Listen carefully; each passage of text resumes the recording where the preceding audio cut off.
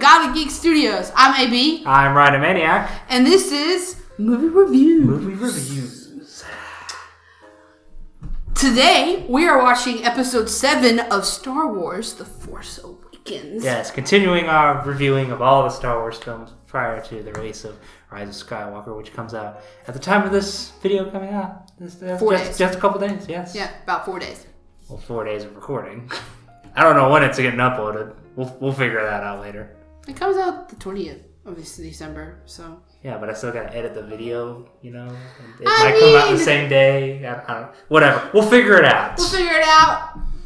Anyway, we're talking about Star Wars. It's right around the corner. It's Star Wars. So, yeah. Star Wars. Anyway, this is Force Awakens. So, we've already watched the prequels. We've watched... the Solo, spin-offs. the 2 spin-offs, which was Solo, a Star Wars movie, and Rogue One. And then we watched the episode 4, 5, and 6, which were the originals. And now we are literally on the home run. Like, I can see the end of the tunnel. We're in the sequel trilogy. Oh, gosh. Into the proper story that we should have been getting ready for. We are right there, right at the end. So the story of this film revolves around, this big war going on between the First Order and the Resistance, and how, the Resistance is trying to prevent the First Order from taking over the galaxy like the Empire did, and, along that way they find these plans which could potentially lead them to something that could help aid them in this war. Yeah. And so...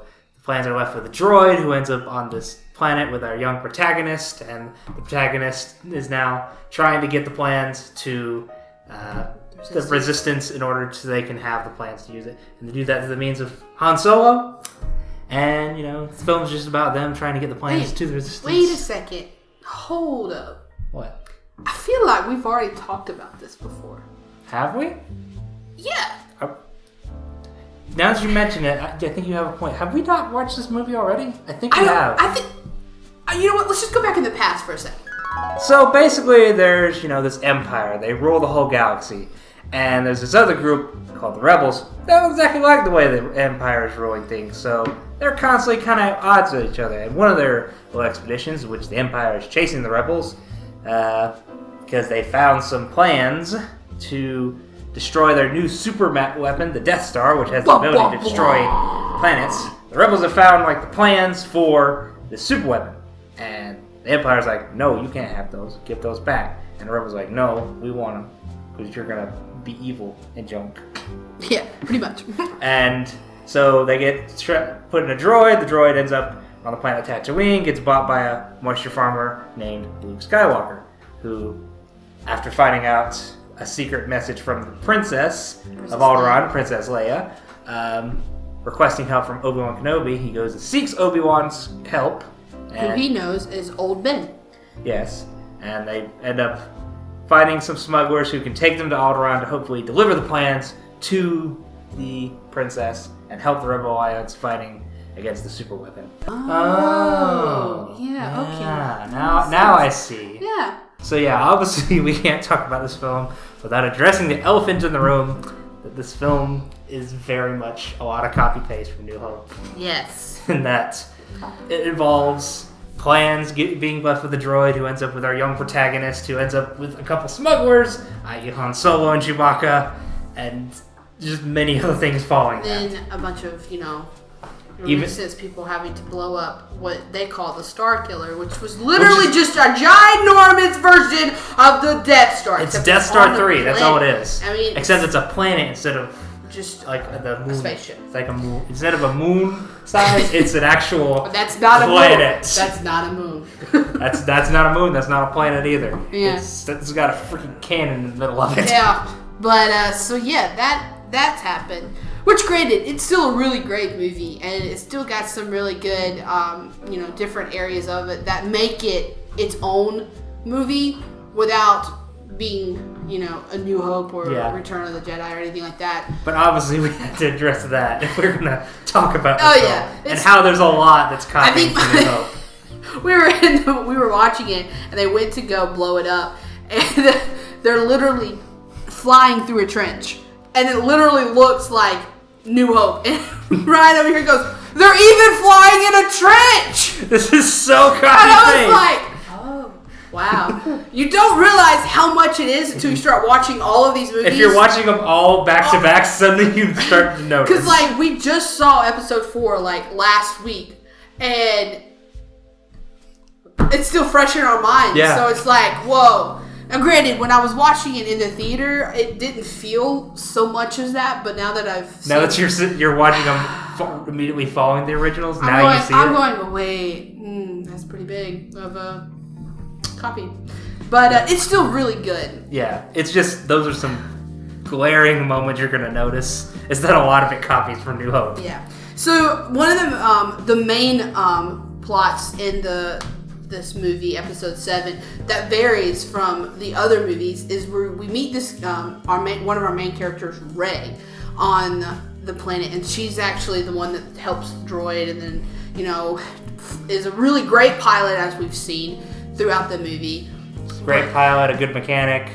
And apparently, she is very strong in the Force. Force sensitive, yeah. Yeah, and so this leaves us all going, who the heck is she?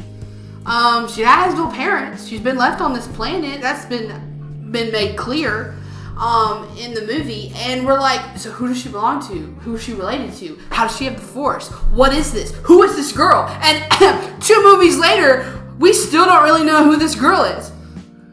But it's fine. So hopefully there'll be a big payoff in episode 9. If not, well, then we're going to talk about who Ray is. We're just going to talk about the original. So. Yeah. But I remember a lot of people having problems with Rey, though, mostly just because she's so good at everything. Yeah, she is really good at it. But granted, there are some really great scenes with her. There are, but my point is, like, there's people that complain she's so good at all these different things, despite the fact she's been on Jakku a majority of her life.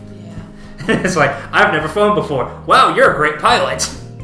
It just raises kind of some questions. Major questions. It's not really that big of an issue to me, but I can kind of see where people have issue with that. Yeah. But we see throughout the movie that she's now like grappling with the fact that she is somehow sensitive to the Force. When she first realizes this, she finds Luke's old lightsaber, the one that he had when his hand was cut off. So that leaves other questions. How it is she got the lightsaber? Where did that thing come from? That's another question. A story for another time, as the movie puts it. Literally a story from another time. But she touches it and she has all these flashbacks. Flashbacks to her getting left on the planet and her, the spaceship leaving me off. So she sees like a flashback of Luke with touching R2-D2, and then there's a flashback of like Rey and Kylo Ren and the Knights of Ren. Yeah, and like what they're doing, and she's like freaking out. And of course, she's like, I don't want any part of this, because that's pretty freaky if you've never. Yeah. You just have all these visions. So she runs away. She just leaves. She goes, I don't want this. And so she leaves. And then that didn't turn out very well for her.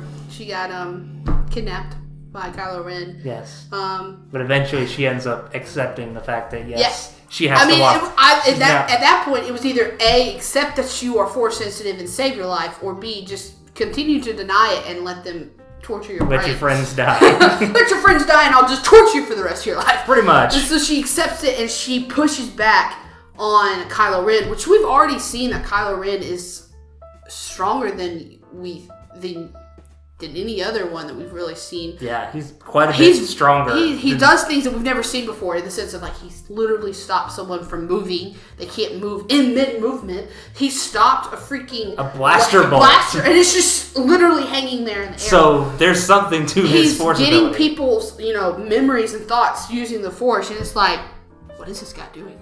So we know he's strong. So for her to then reverse that and start playing on him and goes, you're afraid. Like, what? Like, that was crazy. Of course, throughout, the movie we're seeing, but it's always leaving us more and more questions. Who is she? Why was she left on this planet? Also, what was that hug between her and Leia at the end? Yeah. That seemed like they're complete strangers. They've never met before. And yet, Leia's hugging her like she's known her all her life. I don't understand anything. I'm very confused. And then I was like, I'll get answers in episode 8.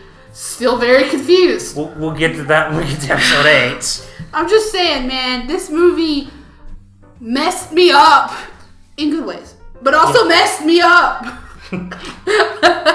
What did you think of Kylo Ren? He was a big baby.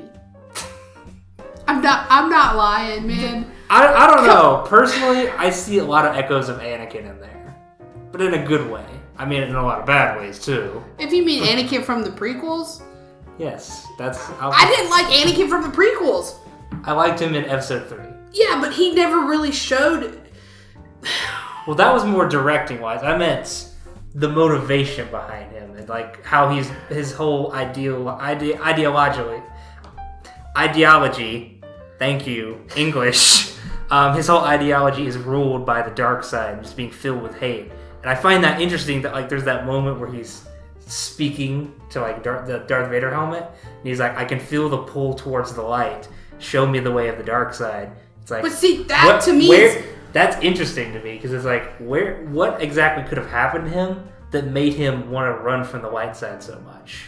Well, and I think that's what I don't like is we saw Darth Vader get pulled into the dark side thinking that it was the right decision, and he thought that for so long until Luke, kind of got him to realize, oh wait, this isn't what I want to become.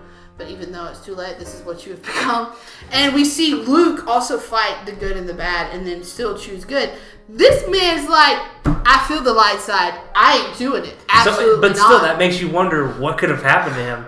Because usually it's always you want to stay away from the dark side. That's the bad way. And then you have to be tempted over. This is the opposite end in which he's running for the light side. That's an interesting aspect to me. I don't know. I mean, there was that scene between Leia and Han where they said that, Leia was like, I lost him the minute I sent him off. Yeah. So I think maybe some of it is coming toward anger and hatred toward his parents. Maybe he felt like, he did make that line with Rey that you think Han's a father you never had, but he wouldn't have been that great. Yeah. So it's like maybe he's having some of that too, but at the same time I'm like, I'm so confused. Like, sir, you were being trained by Luke, and Luke was good. Like, how can you? What could have gone so wrong? Of course, it answers that in the next film, but we're talking about this film. But and also at the same time, like, I don't like how much he releases his anger in the sense of just throws tantrums. Yeah, that I can see problems with. Sir, Darth Vader had anger issues, but he didn't. Yeah, he had anger issues. Killed people. He had anger issues, but at least he had class. Yeah, he was just let me just choke the life out of him. Vader would kill people without even moving. He'd just be sitting there looking, all of a sudden, the dude would go. Whereas this dude's like, I don't have the Death Star points. I don't have the points. And the worst part is when after Rey is like escaped. And he's like beating up the room that she was in, and the 2 stormtroopers walk, and they see it, and they just go, nope. And they just turn around. Yeah. See, I don't like that. They're not supposed to be like that. Like, they're supposed to be like, oh my God. They should be like just dead intimidated. I don't feel like there's any respect for him in this movie. Because even the general that he's working with always was like underhanding him. He wasn't afraid of him. And I see that's the problem with Kylo Ren. It was like no one really respects that he is very strong in the Force because of how he acts. Yeah. So I think that's just somewhere inner workings they got mixed up with characters because he has interesting ideas about him. He's just executed very poorly. Yeah. He's just a big toddler throwing tantrums every 5 minutes. Granted, he kind of got him a little bit better. Like for instance, like you mentioned earlier, when he stops that blaster ball, that's a cool moment. Yeah, it's like he doesn't even flinch and he just holds it in place. That was the first time we saw him, and I was thinking to myself, and he's like legit intimidating. I was like, bro, this guy's gonna be legit. Like, this man's gonna be like another Darth Vader. He's gonna put the fear of God in people. Nah, by the end of the movie, I was like, but then that stormtrooper that ran away, he yells, yeah. When I as a Star Wars fan don't have respect for you, that's just a sad reality, man. Yeah, he's a character that had potential, just was very poorly executed. There was just moments. Of course, then that leaves. He still has a cool lightsaber though. He does have a cool lightsaber. With that cracked gem, and just that's cool. I'm sorry, I don't care what you say. The crossguard's cool. I mean, it is. You saw how that comes in handy when he's fighting Finn. Yeah. But then also we can't forget about talking about Finn, who was a stormtrooper. Yeah. Literally been raised from birth, which to is another thing we've heard. Fight for the First Order. Yeah, which is another thing different about these, stormtroopers is they're not clones per se, but they've been raised from birth to be this. Like, they were taken from, like, Finn literally said, I've been taken from my family. I don't know who my family is. I don't have a name. I just have a number. And so, like, that's the sad reality. So he's been raised to, like, kill. And so his first combat mission, he decides he doesn't want to kill for the First Order. That's huge. Yeah. That's, like, major. You don't just do that. He's called a traitor throughout the rest of the movie by First Order. And so you see him rescue Poe, who is an amazing pilot. We see that. Who, and then they crash. And then he thinks Poe's dead. Yeah. And then he spends pretty much the rest of the movie being like, I gotta run away from the First Order. Yeah, and then he kind of like, it's like, wait a second, you were just really cool, and now you just want to run away from everything. Also, he lied. I don't like that. Don't lie. I mean, he didn't, he even specifically said that the only reason he helped Poe is because he needed a pilot to get off the ship. I mean, yeah. So but at the end of the movie... So the film, more or less, is just him overcoming being a coward. Yeah, and then, of course, we see him really become a awesome, soon-to-be hero of the Star Wars franchise and of Episode 7, when after Rey is taken and he sees her being taken, he goes to the Resistance camp, to where they are, and he sees Poe is alive, and that's a huge reunion. But he's like, yo, we've got to get Rey back. Like, she's been taken. And so then he helps facilitate how to blow up this Star Killer planet and goes and actually helps.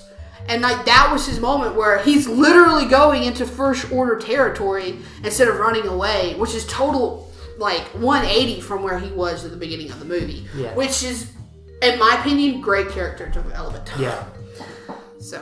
And it was nice to see Han and Chewie and all the other characters come back. Yeah. But the focus does have to thankfully stay on our new characters. I mean, the old characters are there for support, and mostly Han, but the focus does stay on the new characters, which I like. But now that you've mentioned Han, we do have to talk about the unfortunate scene in Episode 7 that left everyone completely shocked.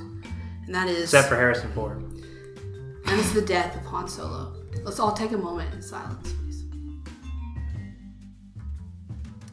He was a hero to the Resistance. Anywho. Even though Harrison Ford hated him. Anywho. And the only reason he agreed to do this movie was specifically like, okay, I'll do the movie, but you gotta kill me off by the end because I'm tired of being Han Solo. Which is a shame because Han Solo is an interesting character. It's just Harrison Ford doesn't find him interesting. Which is just a shame to me. I don't think about them as different people. I just think of Han Solo as Han Solo.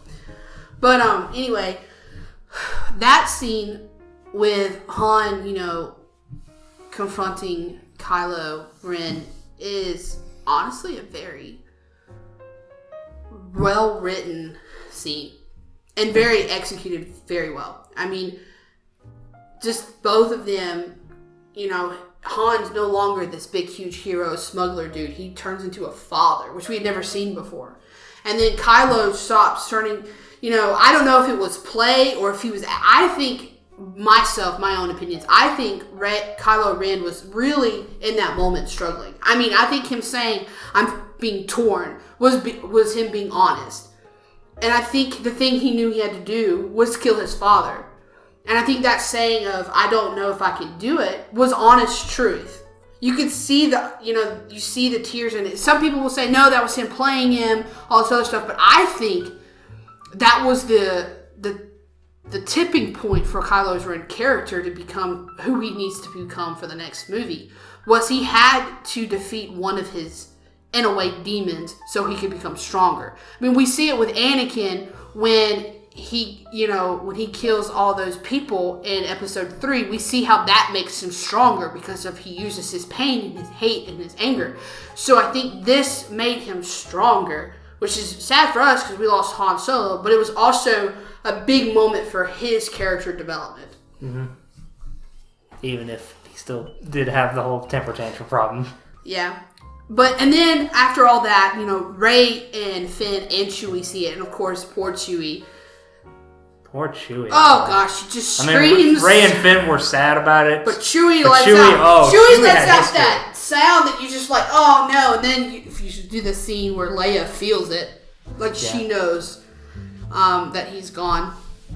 And I think she also knew that it was because of, Kylo Ren, which is his real name is Ben. Yeah. And so Chewie lets off the bombs, which then in the end helps them be able to blow up the planet. Finn and Rey run away, and then that's when the big scene happens. That's when, how Kylo Ren got in front of them, I don't know. Don't worry about it. It's not important. No, don't worry about it. But it was just, it just needed to be for the movie. They meet. Of course, Rey goes to shoot him. That didn't do anything. She just passes out because he's been thrown into a tree. So then Finn, who isn't force sensitive, by the way, decides he's going to use this lightsaber, which was cool, and fight Kylo Ren head to head. And of course, Finn gets seriously injured, and then Rey wakes up, and then they have that huge moment. And it is... that big fight. It was honestly a really cool fight scene. I mean, it's not the best. Obviously, we know what the best one is. But it's really cool because you see her starting to understand who she is. And then at one moment where she's literally, holding up that lightsaber, and he's, doing it, and he's telling her, I can teach you the ways of the Force. And I think that would be like her first connection. Just like, okay, here's your first test. You want to accept what he wants and learn the Force, or you're just going to choose the light side? And then it's finally her going down the path of becoming a Jedi. So she closes her eyes, and then she boom, does it, and then they have this big huge fight. She stabs him in the shoulder, and then knocks his lightsaber over, and then cuts his face. And then, of course, the big split opens up, and then they're split up, and then they can't meet again. But I think that scene was also very critical for Rey because it was the tipping point for her character development. Which, one thing I do love about this movie is it doesn't rush the characters, but at the same time, it's not a slow character development. It's like... It doesn't take 3 films to get to one... It doesn't take 3 films to get to Darth Vader. It feels like they're you see different, stages of their character development, and you're they're continuing to grow. And you understand why different scenes have to be in there for their character to grow. And I think that's huge. I think that is a great aspect to have in any movie, but that's one thing that they did really well in this movie. Yeah. And then it ends with her finding Luke, holding out the lightsaber. Holding out the lightsaber. And Luke doesn't say a word. Nope. It just ends on that shot, leaving many to wonder for the next couple years where the story was going to go from here. Is Luke going to train her? Is she now become a new Jedi? And all this other stuff is what's going to happen to Finn. Lots of questions. Lots of questions were unanswered. No, lots of questions get answered. But lots of questions were also unanswered. Yes. And more questions were revealed. So, yeah. All in all, I think the film does work. It's a lot better than it's not quite as good as the originals, but they work a lot better than the prequels ever did, where the prequels spent too much time with political talk and very dry acting and all this other junk that was unnecessary and didn't feel like Star Wars. This one is, like I said, not as good as the originals, but it still felt like Star Wars. Right. It felt like there was things going on and characters being developed and going through struggles, as opposed to the prequels where a majority of them just sitting there like, I don't care about any of these people. Yeah.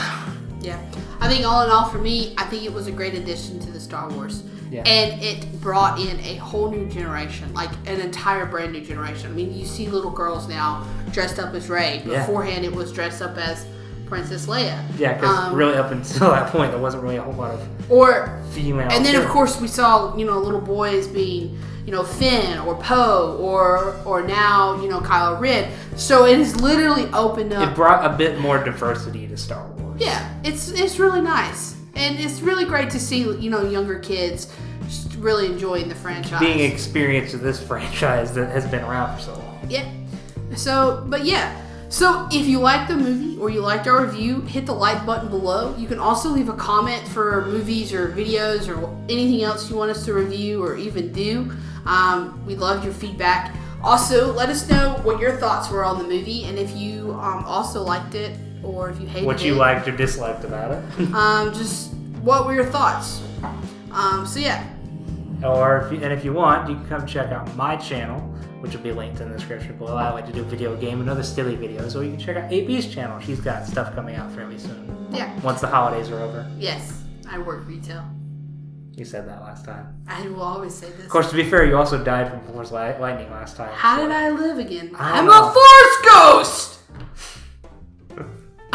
Anyway, subscribe to our channel if you want to see more craziness like this or just want to hear me yell. We're coming up and close to Rise of Skywalker, so yeah. Please do subscribe so you can see what our final thoughts on that one are going to be when it comes out. Oh. That's probably going to be a fairly lengthy video. Yes. Because we're probably going to have a lot to say about it. Of how it wraps up the entire Skywalker I'm really story. excited, guys. Yeah. I'm not gonna lie. Anywho, have a fantastical day, or night, or sleep, or whenever you're watching this movie. Just make sure it's fantastical. And remember, may the Force be with you.